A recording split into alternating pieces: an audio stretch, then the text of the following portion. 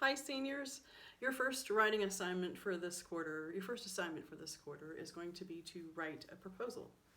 That is something that as a professional, when you graduate, you will probably have to do at one point or another, whether it's a formal one like we're doing or an informal one.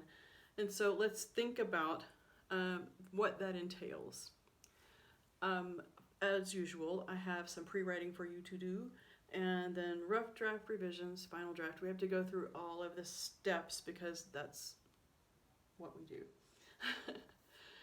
And for the pre-writing this time, I have a form for you to fill out. And if you would like to print that out or bring that up on your screen, you might want to pause the video here to do that. I have my form on my screen, and I'm going to go through that with you.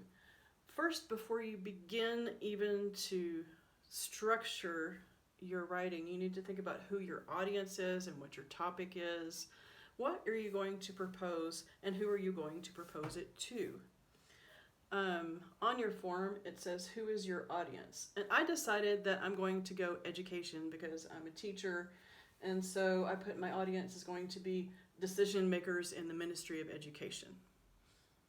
Okay, and then it says, what can you find out to support your proposal? Okay, so I can find out who the decision makers are and what the actual laws are right now regarding secondary education, which is what I know about and what I want to propose something about. And employment statistics for graduates of Honduran secondary schools, and also probably statistics regarding university education and all of that. So I could look those things up to make my proposal even better. Like it could have better documentation if I looked up those things. That's the kind of thing I want you to write as an answer to that question. But what exactly is your proposal in one sentence?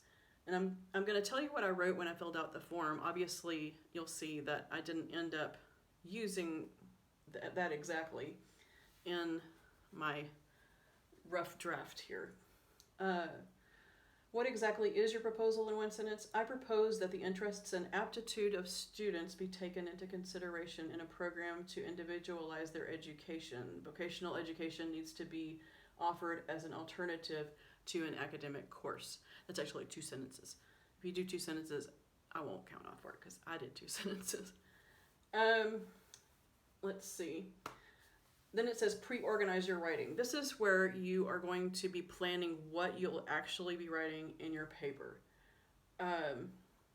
It says paragraph 1 introduction. So you need to fill out the form and then use the information that you used in the form to write your essay. So in paragraph 1, there are 3 basic questions. The first one says, what's one interesting fact, statistic, or anecdote that you can use to grab the reader's attention? And I could look up more specific statistics regarding that, but I'm going to just say a decline of interest in vocational areas and mass exodus of the most qualified students.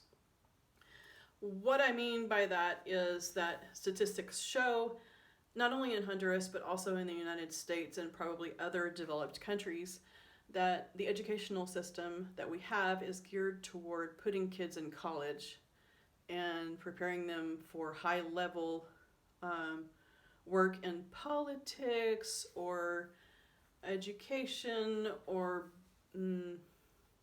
massive business ownership.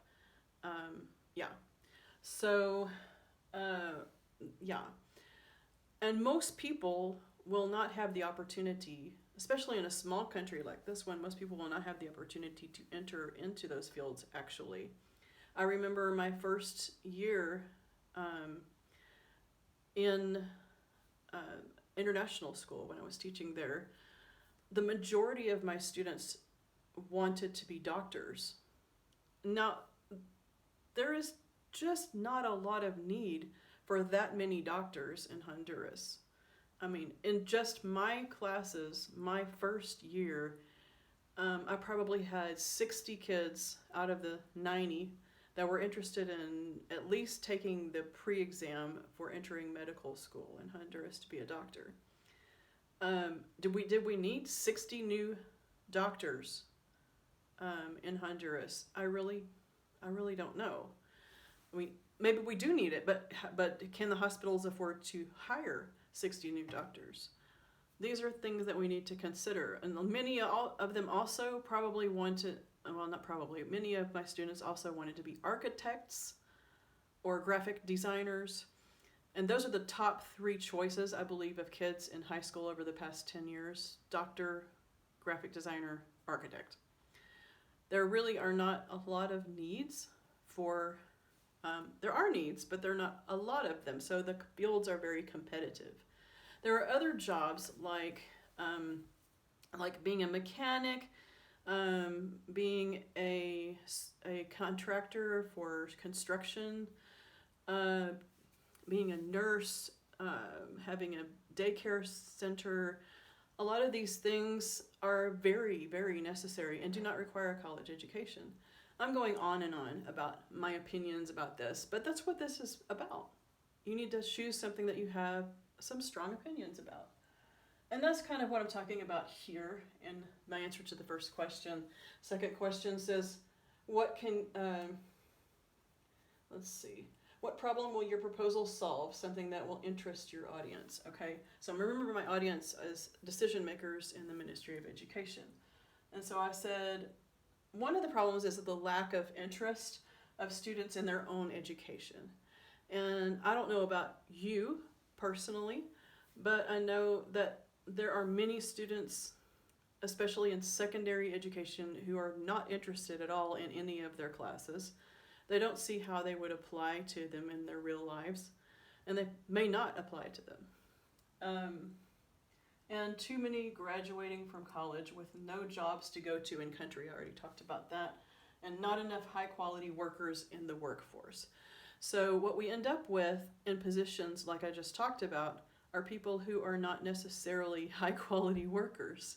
The reason why the construction profession in Honduras is not respected is because the only people that go into it are people that couldn't do something else.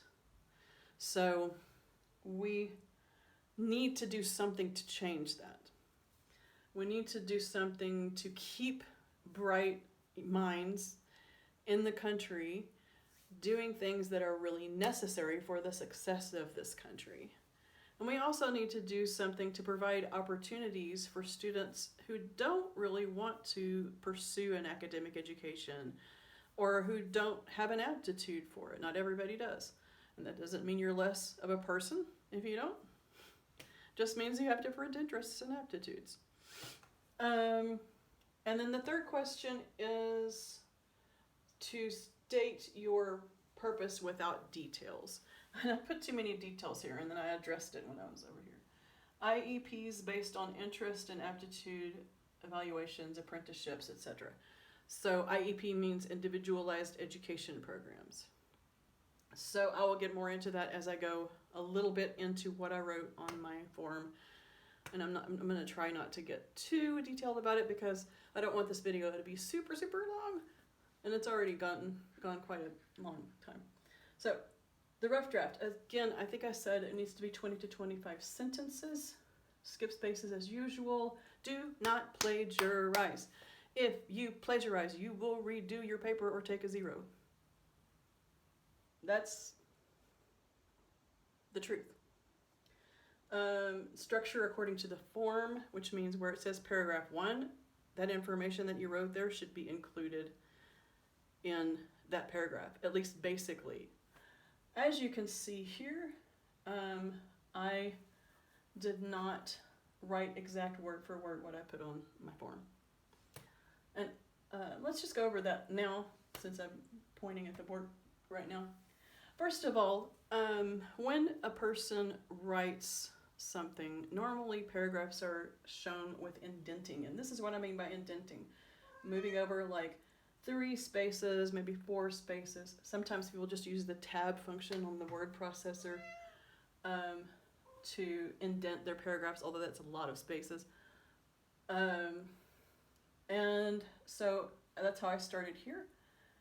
In my 10 years of experience teaching at Honduras' best schools, because obviously international school in Leaky Dunbar are some of the best schools here, right? I have seen over and over the best and brightest among my students leave the country to find work. I believe too much energy is invested in producing intellectuals to fill a few positions, while not enough is invested in developing great builders, auto mechanics, small business owners, nurses, and other professionals who do not require a liberal arts education. Let's see. I propose a reconsideration of the structure of the educational system, making it a part of the solution to this problem. Okay, so see, I made it more general when I wrote here because I'm going to get more specific in the other paragraphs. This could be an introduction here, and it addresses the 3 questions on the form. Okay. Pardon me while I look at my, I think I might move this a little bit, so, because you don't really need to see that now. Okay, so on the form, it has that paragraph 1 that I just went through here, and then it has other paragraphs. And so, my screen isn't moving. Okay, paragraph 2, plan of action. Convince your audience that this is a good idea and you're the one to implement it. Because why would you make a proposal and then say, choose somebody else? You know, you want to be the change maker, right? So, hi kitty. Hello, say hello to Nappy. Plan of action. So how will you go about achieving your proposal? What I wrote was probably too much. You don't need to write this much on your planning form, okay? But I'm just going to read it to you. Research needs to be done to determine a good testing method that would take into account a student's interests, his or her curricular and extracurricular successes, the observation of educators, and possibly untapped attitudes, as well as the opinion of the parents. These tests should be given annually to make sure the path continues to be the best one for the student. An individualized education plan should be formulated for each student with classes and apprenticeships or internships to be given to him or her to help along the way. Yes, I know. A lot of words. You don't have to put that many words. And I didn't actually include why I'm the one to improve it. I mean, why I'm the one to implement it. So I just answered half of the question. So as I'm writing my paper, I would need to also include that. Your pre-writing grade is just going to be, did you fill out the form? And I'm not going to necessarily read it, but if you don't fill out the form with stuff you can use, then you're going to make it harder for yourself. So please go ahead and fill out the form with stuff that you can use. The next question says, what technical details does your audience need to understand? Sometimes people give proposals that are more technical than the one that I'm giving. You might be talking about the use of computers in schools. You might be talking about things that you know a lot about that are technical, about maybe your phone or a game that you play, or I'm having trouble thinking of stuff off the top of my head. This happens a lot in businesses, manufacturing plants. You might, if you worked at a manufacturing plant, you might have a proposal on how to more efficiently build whatever you're building. So yeah. By the way, let me just pause here. I'm going to include a link for possible subjects that you can write about. I'm writing about education. You could build a case for why you think that there should be no homework for school. You could that could be a proposal. You could build a case for how to better implement foreign language in schools. What can be done to improve students' reading comprehension? How can we better the grades on a national scale in mathematics and science courses. The next, another possible topic would be health. What can be done about the increasing problem these days with obesity, especially childhood obesity? How can kids be persuaded not to experiment with drugs? How can we reduce the number of automobile accidents? There are so many things. Student lifestyle is another section. So like, how can we help kids deal with problems in their home, like divorce or abuse or something like that? What's the most effective way to discipline a child? So we can be like, how can we help parents learn how to best discipline their children? Let's see, environmental things. You could write proposals about that. How can we make it so that people pollute less in this country? Pollution is a huge problem in this country, and I'm not just talking about throwing things out your car window. I'm talking about air pollution resulting from people burning polyducto and tires and things like that should not be burned, at least not in an uncontrolled environment. Education, technology. So there are several different areas, and I'll include that link for you to look at in your preparation for writing here. Going back to the form, it says,